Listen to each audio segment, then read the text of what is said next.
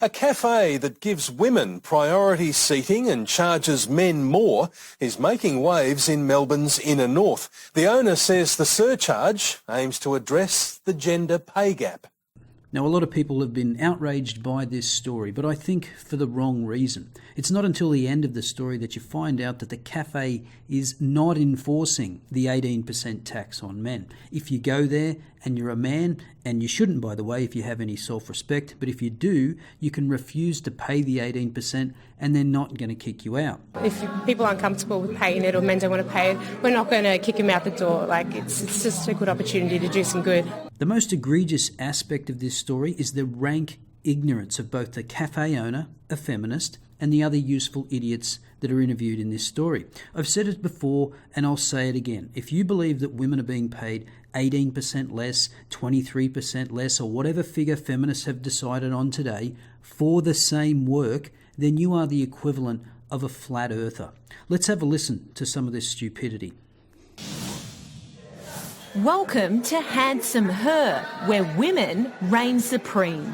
This is called the Wall of Dames, so it's a wall of inspirational women. Owner Alexandra O'Brien calls it a space for women by women, with priority seating for females and an extra tax for men. 1 week out of every month we have an 18% premium for men, which is the same amount as the gender pay gap. Now, I don't know where she got the 18% figure from. The latest figures from the Workplace Gender Equality Agency says it's about 16%, but it doesn't really matter. You can usually dispatch most people who spout this nonsense by asking them simply, how is the gender pay gap calculated? I guarantee most of them won't be able to answer you. Now, at this point, I feel it's beneath me to even explain how the so-called pay gap is calculated, but perhaps this is the first time you've looked into this claim. So briefly, using the graphic from the WGEA, it's simply the average earnings of all full-time female workers compared to the average earnings of all full-time male workers. Now, if you don't see the problem with that statistic already, then I suspect math is not your strong suit. But even that's overstating it. You don't need to be good at maths to understand you're not making a like-for-like comparison. The Gender Equality Agency takes that number from the Australian Bureau of Statistics average weekly earnings release, in which they note AWE statistics show a difference in average earnings between males and females. This is at least in part due to compositional factors that impact on earnings and are not adjusted for in the series, such as employee characteristics such as age, experience and training, hours worked, employment conditions and occupation. Because of these compositional factors, AWE statistics cannot answer whether males and females receive equal pay for equal work. Also, as it does not collect the relevant information, AWE is not suitable for determining the causes of differences in average earnings between males and females. In other words, this statistic is completely useless as a measure of gender inequality, and yet that is exactly how it's presented to the public at large. If you want to make a real comparison, you have to attempt to control for all those previously mentioned factors. That way you know you're making a like-for-like comparison. And every time serious researchers do this, the pay gap shrinks to the point of vanishing. Here's Christina Hoff-Summers. Consider the issue of the so-called gender wage gap.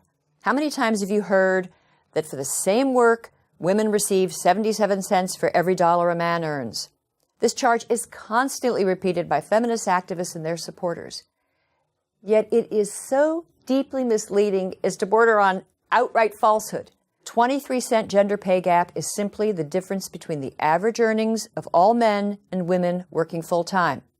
It does not take account for differences in occupations, positions, education, job tenure, or hours worked per week.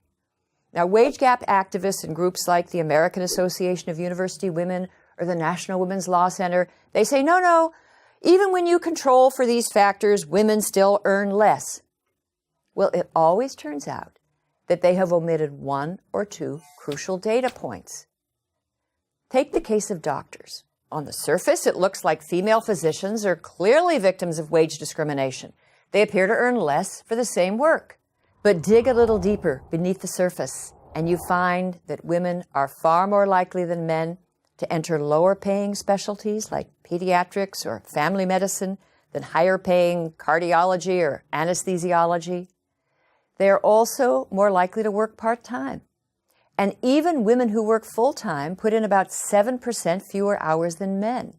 Women physicians are also far more likely to take long leaves of absence, usually to start a family. Now, there are exceptions, but most workplace pay gaps narrow to the point of vanishing when one accounts for all of these relevant factors. Now, how do the women's advocacy groups react to this? They insist that women's choices are not truly free.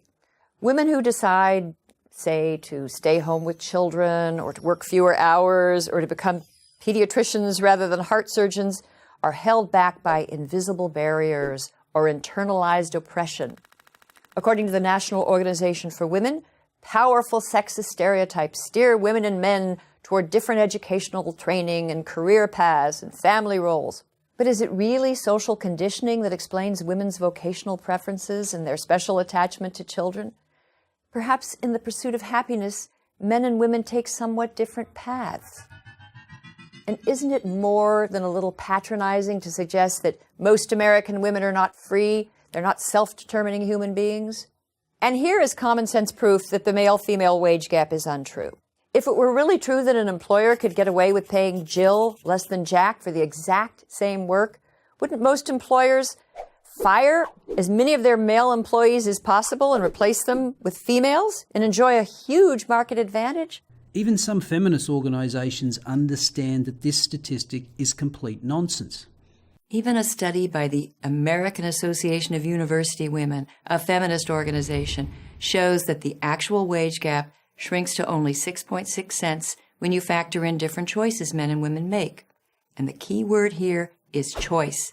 The small wage gap that does exist has nothing to do with paying women less, let alone with sexism. It has to do with differences in individual career choices that men and women make. In 2009, the U.S. Department of Labor released a paper that examined more than 50 peer-reviewed studies and concluded that the oft-cited 23-cent wage gap may be almost entirely the result of individual choices being made by both male and female workers. And even that feminist study that showed a 6.6% wage gap, when asked what portion of that gap could be attributed to sexism, the answer they gave was, "We're working on it." The fact is, they don't know. But you will often see some feminists try to say that whatever is left over after taking into account those factors must be down to sexism. But I'm sorry, you just can't assume sexism because you can't account for it. Anyway, let's get back to the useful idiots. I think it's fair if you think about the world and the gender inequality that we have. If you think about the world and the gender equality that we have. So men living in Brunswick, Melbourne need to pay for gender inequality around the world. Is that how it works? You should take your own advice. If you think about it. Clearly you haven't. Men should pay more for stuff because of women's choices not to work more and not to choose higher paying occupations. Yeah, that's fair. What inequality do you face exactly? Living longer, less likely to die of any type of unisex cancer, less likely to be a victim of violent crime, suicide, less likely to die of a workplace accident. 80% of medical research funding in Australia been spent on your gender. Not enough. Not enough women in university. The lack of self-awareness is stunning. I think it's a brilliant idea because I don't think that many people know the actual gap. But knowing the gap doesn't help you understand what it means. If you did, you wouldn't be calling it a great idea. You'd know that the pay gap, as it's commonly presented, is a completely useless and misleading statistic. I don't think these two women are stupid. They're just ignorant of the facts. It's like watching a version of the Dunning-Kruger effect in real time.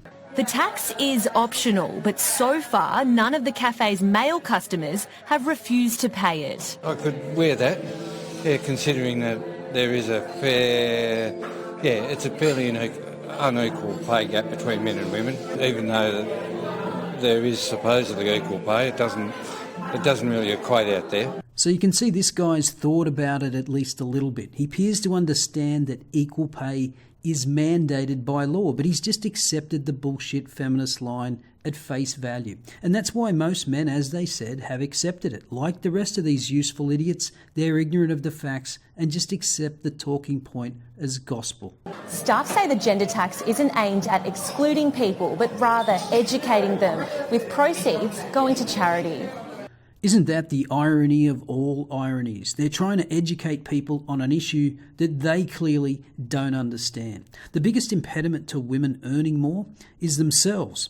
Change your major at university. If you want to earn more money, make different life choices and stop bitching about imaginary inequality. And yes, I did notice what they look like. Of course the staff look like that.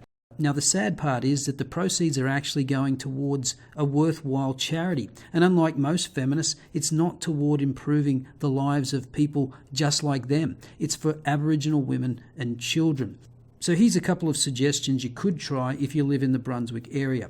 Go into the cafe during the week when they have the 18% tax on men with a group of males. And when it comes time to pay, tell them that you're gender fluid and you're all identifying as women today. Now, of course, that still means you'll be giving them your business. So if you don't want to do that, just boycott the joint. And you don't have to be male to do it. It's not a gendered issue. Any woman who understands basic math and sees through this bullshit should boycott it too.